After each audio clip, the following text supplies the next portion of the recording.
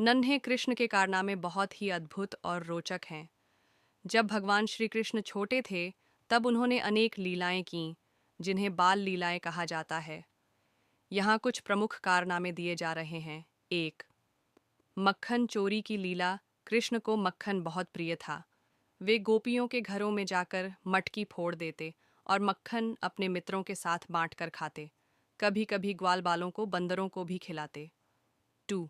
पूतना वध। राक्षसी पूतना ने गोपियों का रूप धारण कर कृष्ण को विष पिलाने का प्रयास किया, लेकिन नन्हे कृष्ण ने दूध पीते पीते ही उसकी प्राण शक्ति खींच ली और उसका वध कर दिया। 3. शकटा रथ का उद्धार। जब कृष्ण पालने में थे, तभी एक भारी शकट रथ उन पर गिरने वाला था। नन्हे कृष्ण ने पैर की हल्की ठोकर से ही उसे तोड़ डाला। 4. तृणावर्त राक्षस का वध। एक बार कंस द्वारा भेजा गया तृणावर्त राक्षस तूफान बनकर कृष्ण को उठाकर ले जाने लगा। नन्हे कृष्ण ने उसके गले को पकड़कर इतना कस दिया कि उसकी मृत्यु हो गई। 5. मटकी छिपाने की शरारतें। कृष्ण कभी घर की मटकी छिपा देते, कभी उसमें हाथ डालकर सारा मक्खन खा जाते, तो कभी चोरी से गोपियों के घरों में रस्सी बांधकर माखन निकालते। 6. कालिया नाग का दमन। यमुना नदी में रहने वाले विषैले कालिया नाग को नन्हे कृष्ण ने उसकी फन पर नृत्य कर पराजित कर दिया और यमुना को नाग के विष से मुक्त किया। 7. उखल बंधन दमोदर लीला। एक बार यशोदा माँ ने कृष्ण को मक्खन चोरी करते हुए पकड़ लिया और दंड देने के लिए उन्हें उखल ओखली से बांध दिया। कृष्ण ने खेलते खेलते उस उखल को घसीटते हुए 2 विशाल वृक्ष यमलार्जुन को गिरा दिया और उनमें बंधे 2 गंधर्वों को मुक्त किया। इन नन्हे कृष्ण के कारनामों से यही संदेश मिलता है कि वे केवल शरारती बालक ही नहीं थे, बल्कि हर कार्य के पीछे कोई गहरा आध्यात्मिक और धर्म से जुड़ा संदेश छुपा हुआ था। माता वैष्णो देवी मंदिर की उत्पत्ति से जुड़ी कथा बहुत प्राचीन और पौराणिक महत्व वाली है। यह मंदिर जम्मू कश्मीर के त्रिकुट पर्वत पर स्थित है और इसे शक्तिपीठों में से एक माना जाता है। इसकी कथा इस प्रकार है। माता वैष्णो देवी की उत्पत्ति की कथा। प्राचीन काल में असुरों के अत्याचार से धरती त्रस्त हो गई थी। उस समय तीनों देवियाँ महाकाली, महालक्ष्मी और महासरस्वती ने अपनी संयुक्त शक्ति से एक तेजपुंज ऊर्जा प्रकट किया। इसी तेज से माता वैष्णो देवी का अवतार हुआ। उनका जन्म दक्षिण भारत के एक गांव में रत्नाकर नामक भक्त के घर हुआ। बचपन से ही वे देवी की तरह दिव्य गुणों वाली थीं और उन्होंने कठोर तपस्या द्वारा भगवान विष्णु की भक्ति की। गुरु गोरखनाथ और भैरवनाथ की कथा। माता वैष्णो देवी ने त्रिकुट पर्वत पर तपस्या की। उसी समय गुरु गोरखनाथ के शिष्य भैरवनाथ ने माता के बारे में सुना और उन्हें परखने के लिए वहां आया। वह माता की दिव्यता से आकर्षित हुआ, लेकिन उसकी नीयत ठीक नहीं थी। माता ने उसे कई बार समझाया, लेकिन भैरव पीछा करता रहा।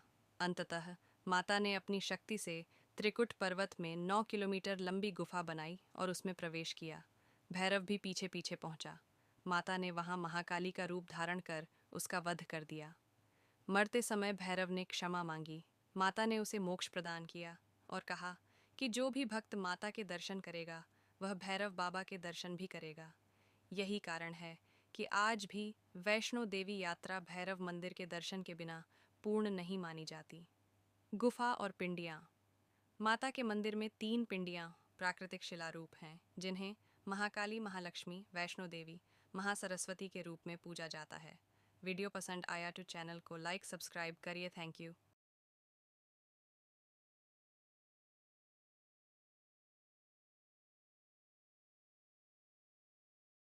माँ दुर्गा की उत्पत्ति की कथा। प्राचीन काल में एक अत्याचारी राक्षस था, जिसका नाम था महिषासुर। वह आधा भैंस और आधा मनुष्य था। उसने भगवान ब्रह्मा से कठोर तपस्या कर वरदान प्राप्त कर लिया कि कोई देवता, दानव या पुरुष उसे मार नहीं सकेगा। इस वरदान के कारण महिषासुर अत्यंत बलशाली हो गया। उसने स्वर्ग पर आक्रमण कर दिया और इंद्र सहित सभी देवताओं को पराजित कर दिया। देवता स्वर्ग छोड़कर भाग गए और अत्यंत दुखी होकर भगवान ब्रह्मा, विष्णु और शिव के पास पहुंचे। देवताओं की व्यथा सुनकर त्रिदेव अत्यंत क्रोधित हुए। उनके क्रोध से तीव्र तेज निकला और वह तेज एक स्थान पर एकत्रित हुआ। सभी देवताओं के तेज से एक दिव्य शक्ति प्रकट हुई। यही शक्ति थी माँ दुर्गा।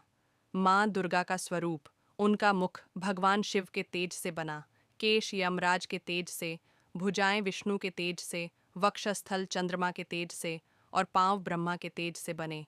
सभी देवताओं ने उन्हें अपने अस्त्र शस्त्र भी दिए।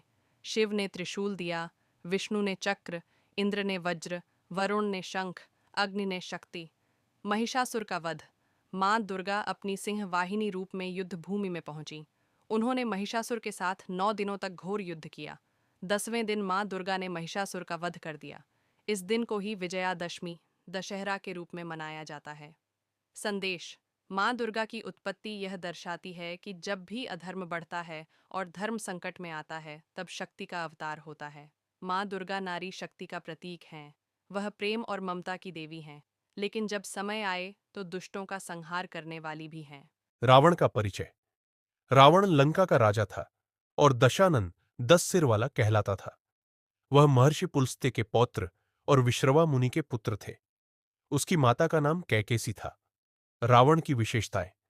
वह बहुत बड़ा विद्वान था, शिवभक्त, आयुर्वेद और ज्योतिष का झाता था।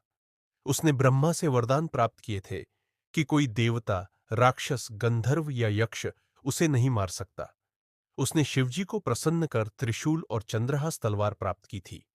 लंका पर राज और अहंकार। रावण ने अपने बल के दम पर लंका का राज छीन लिया और उसे सोने की लंका बना दिया। उसने कई देवताओं को बंदी भी बना लिया था। उसके 10 सिर ज्ञान और शक्ति के प्रतीक माने जाते हैं। सीता हरण।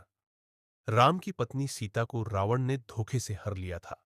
जब राम और लक्ष्मण वनवास में थे, उसने उसे अशोक वाटिका में रखा और बार बार विवाह का प्रस्ताव दिया, जिसे सीता ने ठुकरा दिया। राम रावण युद्ध।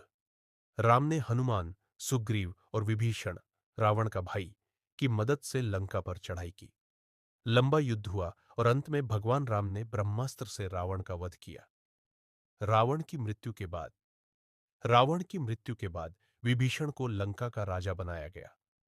राम ने रावण की विद्वता का सम्मान करते हुए लक्ष्मण को आदेश दिया कि रावण से अंतिम समय में ज्ञान प्राप्त करे। रावण से जुड़ी सीख। अत्यधिक अहंकार और अधर्म का अंत निश्चित है। ज्ञान और शक्ति का उपयोग अगर गलत दिशा में हो तो विनाश अवश्यंभावी है।